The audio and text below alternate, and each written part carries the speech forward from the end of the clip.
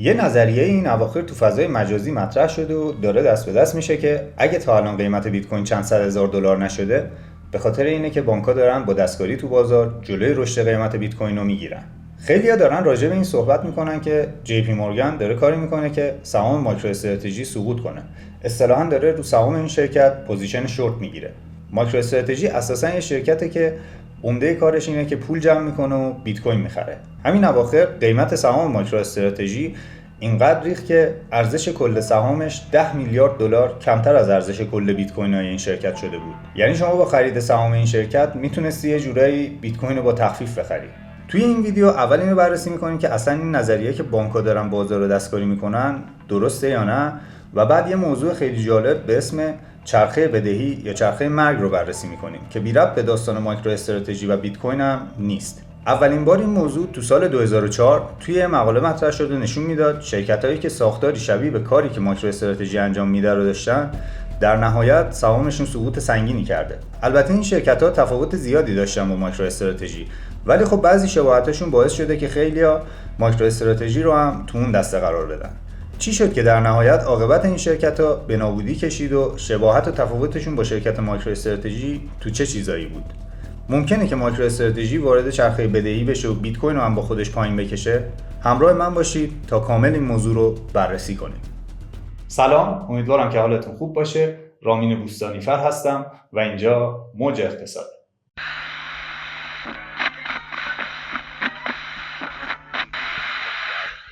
اوایل دهه اول قرن 21 یه سری از شرکت‌ها که دیگه کسی حاضر نبود بهشون وام بده، رو آوردن به یه مدل تامین مالی به اسم پایپ Private Investment in Public Equity یا به فارسی سرمایه‌گذاری خصوصی در شرکت‌های بورسی.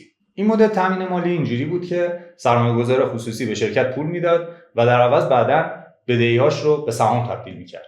مشکل از جای شروع شد که بعضی از این قراردادها کف قیمت نداشتن، یعنی هر چی قیمت سهم پایین‌تر میومد، وام دهنده سهم بیشتری می‌گرفت. این باعث می‌شد وام دهنده عملاً از افت قیمت سهم سود ببره. میتونست اصطلاحاً سهم رو شورت کنه یا سهام دریافتی رو بفروشه، قیمت رو بیشتر پایین بیاره و دوباره سهم بیشتری بگیره. یه چرخه معیوب که بهش میگفتن چرخه مرگ مالی. مایکرو استراتژی هم اوراقی فروخته که قابل تبدیل به سهام هستن، ولی خب شرایط تبدیل و مدل تبدیلش مثل این شرکت‌ها نیست. قیمت تبدیل اوراقش از قبل مشخصه و با افت قیمت وام دهنده تعداد سهم بیشتری نمیگیره. یعنی بانک‌ها و سرمایه‌گذارا از این جهت انگیزه‌ای برای پایین آوردن قیمت سهم ندارن. پس اینکه از این لحاظ با این شرکت‌ها مقایسه بشه درست نیست. اگه خطری هم باشه از فشار نقدینگی و مجبور شدن به فروش بیت کوینه، نه از این مدل وام‌های سهمی. چرخه مرگ اینجوری شروع میشه. یه مشکل به وجود میاد. برای حل اون مشکل یه تصمیم میگیرن که خود اون تصمیم باعث میشه که اون مشکل بزرگتر بشه. دوباره مجبور میشن که تصمیم‌های بدتری بگیرن و دوباره اون مشکل بزرگتر میشه. یه مثال میزنم که بهتر متوجه بشید. داستان روسیه تزاری و چرخه بدهی که یه امپراتوری رو بلعید. چرخه بدهی یا چرخه مرگ روسیه تزاری تقریبا از سال 1880 شروع شد. تو اون زمان روسیه بزرگترین کشور از نظر مساحت بود. منابع طبیعی خیلی زیادی داشت و جمعیتش هم زیاد بود. اما مشکل اصلی این بود که صنعت ضعیفی داشت. بیشتر مردم به طور سنتی کشاورزی می‌کردن و یه دولت تقریبا فشل حاکم بود. روسیه می‌خواست مثل کشورهای غرب اروپا صنعتی بشه. دولت تزاری حاکم اومد گفت از اروپا قرض بگیریم و صنعتمون رو پیشرفت بدیم. شروع کردن از بانک‌های فرانسه و سرمایه‌گذارای لندن پول قرض گرفتن، نه به روبل که پول خودشون بود. این بدهی‌ها به طلا و ارزهای خارجی بود. پولی که قرض گرفته بودن و برای ساخت راه آهن و کارخونه و ارتش و هزینه‌های دولت مصرف کردن. اما همچنان درآمد کشور کم بود و نمیتونستن از پس پرداخت بدهی‌ها بر بیان. واسه همین مجبور می‌شدن برای پرداخت بدهی‌ها دوباره بیشتر قرض بگیرن و این دفعه با بهره بیشتر. این وسط جنگ جهانی اول هم با هزینه‌های زیادی که برای روسیه داشت کاتالیزور این چرخه شد و تا جایی ادامه پیدا کرد که ساختار سیاسی و اجتماعی کشور فرو پاشید و در نهایت یکی از دلایل فروپاشی امپراتوری روسیه شد. یه مثال دیگه هم که متاسفانه خودمون داریم زندگیش می‌کنیم. شرایط حال حاضر کشور خودمون هم بی‌شباهت به چرخه مرگ یا چرخه بدهی نیست. به این صورت که دولت هر سال کسری بودجه داره و مجبور میشه برای هزینه‌هاش پول چاپ کنه. خود این چاپ پول باعث تورم و کاهش ارزش ریال میشه. مردم برای درهم موندن از تورم رو میارن به تبدیل پولاشون به چیزایی مثل طلا، دلار، مسکن و چیزای دیگه و سرمایه‌گذاری تو بخش تولید کم میشه. درآمدهای دولت همچنان کم و کمتر میشه و باز دوباره باعث کسری بودجه بزرگتر و سنگین‌تر میشه و دوباره دولت مجبور میشه برای هزینه‌هاش پول چاپ کنه و متاسفانه این چرخه ادامه داره.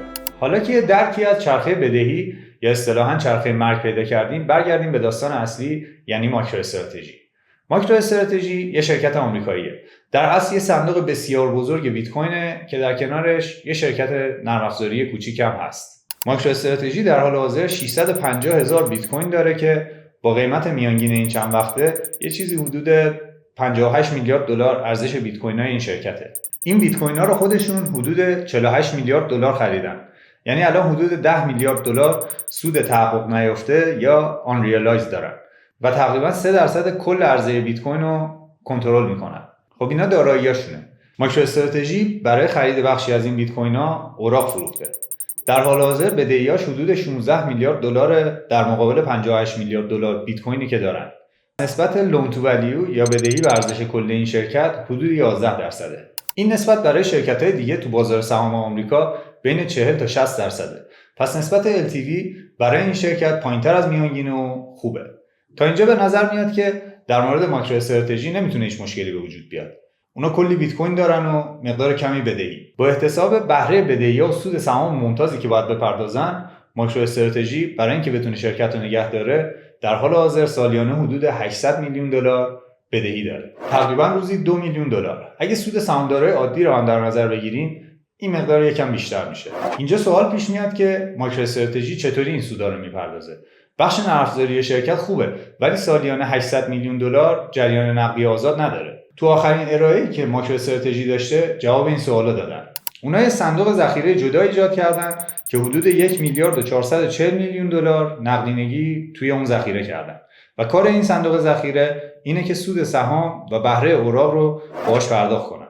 با نرخ الان حدود 21 ماه میتونه دووم بیاره. اینجا باید یه مفهوم از بازار سهام به اسم MNAV یا ضریب ارزش خالص دارایی رو براتون توضیح بدم.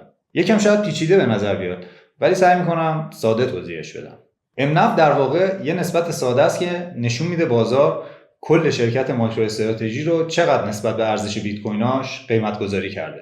وقتی MNAV بالاییه که یعنی سرمایه‌گذارا حاضرن برای سهام شرکت بیشتر از ارزش بیت کوینایی که پشتشه پول بدن. توی این حالت شرکت میتونه سهام بفروشه، پول جمع کنه و بدون فروش بیت کوین به فعالیتش ادامه بده. اما وقتی MNAV زیر 1 میاد، یعنی بازار میگه کل شرکت از بیت کویناش کمتر میارزه. توی این شرایط فروش اوراق یا سهام جدید برای شرکت منطقی نیست، چون یعنی بیت کوین رو با تخفیف فروخته. توی این حالته که فشار روی نقدینگی زیاد میشه و ریسک شروع چرخه بدهی بالا میره. اگه ذخایر نقدی کافی نباشه و تموم بشه، این شرکت برای اینکه سود سرمایه‌گذارش رو بپردازه مجبور میشه که بیت کوین بفروشه. این همون چیزیه که مردم میگن که خیلی شبیه به نسخه جدید چرخه مرگه. اینجوری میتونه شروع شه که وقتی صندوق ذخیره دلاریشون تموم بشه، برای پرداخت بدهیاشون مجبورن که بیت کوین بفروشن.